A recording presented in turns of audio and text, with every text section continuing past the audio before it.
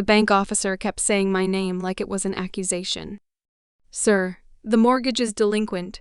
We need to discuss next steps." I was standing in my kitchen, barefoot on cold tile, staring at a cup of coffee that had gone untouched, $500,000 in my name. A house I had never seen a signature, I had never given. I told him there had to be a mistake. He paused, the kind of pause that means there isn't. That's when I felt it, the quiet click inside my chest. Not panic, not rage recognition. Something had been done to me carefully by people who knew exactly how much I trusted them. I used to believe family was a fixed asset. My parents raised us on sacrifice, and appearances pay your bills, keep your head down. Don't embarrass the family. I bought into it, early worked through college, built my credit like a religion. Every one-time payment felt like proof that I was doing life correctly.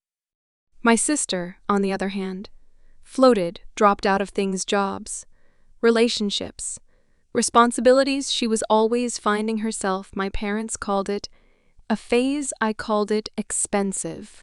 Still, I showed up holidays, birthdays, emergencies. I wired money when asked. I signed nothing. I made that clear. They smiled and said they understood. That was the old contract, spoken, trusted, worthless. The paperwork arrived by email an hour later. There it was, my name, my social security number, my credit pulled clean and hard, a mortgage opened 3 years earlier, co-borrower. I didn't flip the table. I didn't call anyone. I sat down and read every page like a crime scene report. Dates, notaries, addresses, a house purchased in my sister's name, my parents listed as occupants. The signature looked like mine. If you didn't know me, the slant was off, the pressure wrong, a forgery done by someone who'd watched me sign birthday cards. I closed the laptop and breathed slowly, controlled breaths, the kind you take when you know yelling will cost you leverage. I called my mother. She answered too quickly. They didn't deny it. They reframed it. It was just to help her qualify, my father said, voice calm, managerial, temporary. You have good credit, my mother added. We knew you'd understand. My sister cried on cue, said the bank pushed them, said they meant to tell me, said I was making it a bigger deal than it was. No one apologized. That's when I understood the real betrayal wasn't the loan, it was the assumption they assumed I would absorb it, that I would clean up another mess, because I always had that my silence meant consent.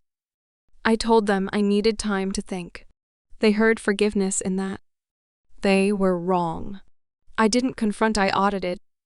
I pulled my credit reports going back 10 years. I hired a forensic document examiner. I requested copies of the notarization. I asked the bank for the loan origination call logs. I filed a quiet police report, not to press charges yet, just to timestamp the truth. Then I called a lawyer who specialized in financial fraud. He didn't flinch when I showed him the file. This is criminal, he said, and civil and fixable. I told him I didn't want fast, I wanted thorough. We moved slowly, deliberately, like chess players who enjoy the middle game. First, we froze the bleeding. A formal fraud affidavit went to the bank. Payments stopped being my problem.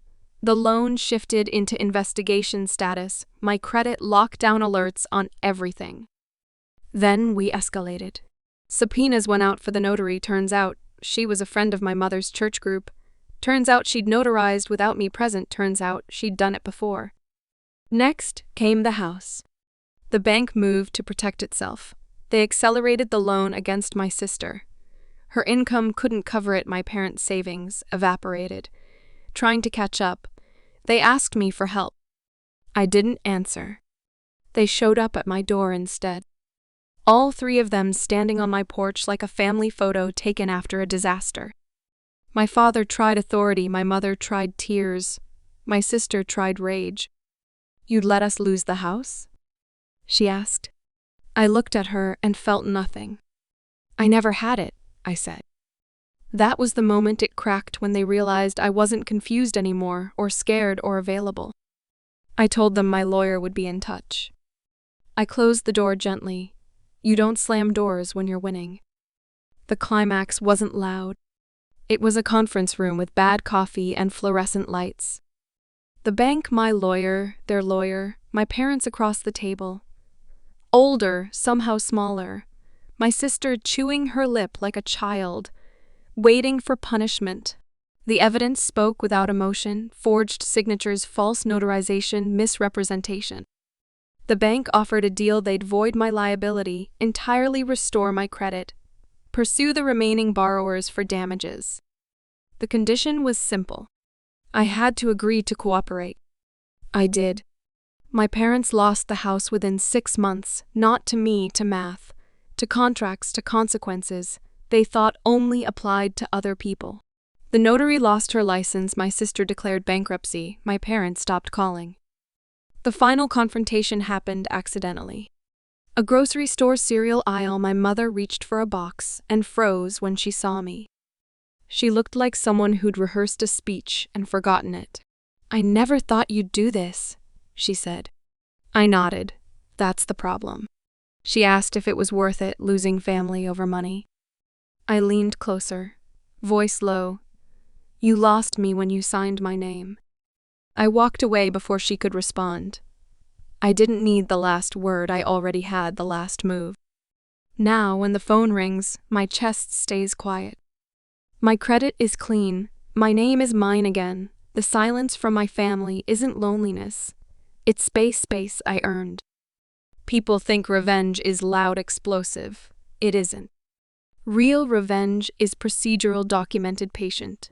It's knowing the system well enough to let it work exactly as designed against the people who thought you'd never use it. They bet on my obedience. I bet on the truth. Only one of those compounds interest.